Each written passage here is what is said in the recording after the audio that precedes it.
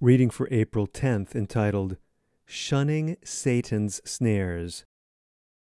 Be sober, be vigilant, because your adversary the devil as a roaring lion walketh about, seeking whom he may devour.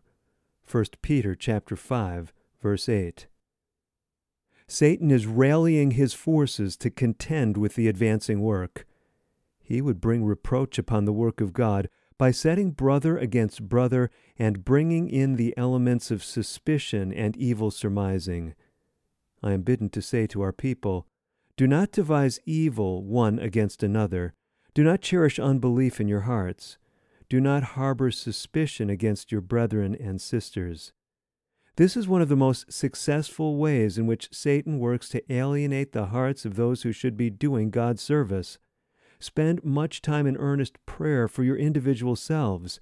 Talk and act as if in the presence of God. Disaffection began in heaven because Satan could not have the place he coveted. Disaffection and distrust had never before entered any heart. When Satan began his evil work, he did not himself see where it would lead. But the thoughts he entertained, after a time, were expressed in suggestions of evil, and these, diffused among the angels, led to the great rebellion which was the beginning of all the woe and misery that has befallen mankind. To those who are inclined to suspect others of wrongdoing and to charge their brethren with evil, I would say, please read in the book Great Controversy the chapter entitled The Origin of Evil. Bring home its truths to your individual hearts. Remember that it was the spirit of envy and evil surmising cherished in the heart of the rebel angel that began the evil work that opened the floodgates of woe upon our world. Satan is working in every church to spoil the flock of God. He seeks to lead brother to think evil of brother, and in this way he causes a great deal of grief and pain. I am instructed to say to every soul who professes to be a follower of Christ, keep your tongue from evil, and your lips, that they speak no guile. Through self-exaltation, Satan works to ruin the soul, and his working may be seen in every church.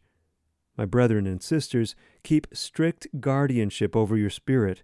Guard your words, lest Satan lead you to repeat his own history. Guard your thoughts. In these closing days of earth's history, Satan is working with desperate effort to seduce souls into sin. Keep your tongue as with a bridle. Keep your thoughts upon the word of the living God. The same spirit that prompted rebellion in heaven is at work in our churches.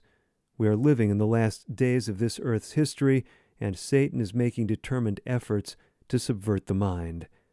Taken from letter 66, dated April 10, 1909, entitled, To Those Assembled at Camp Meeting.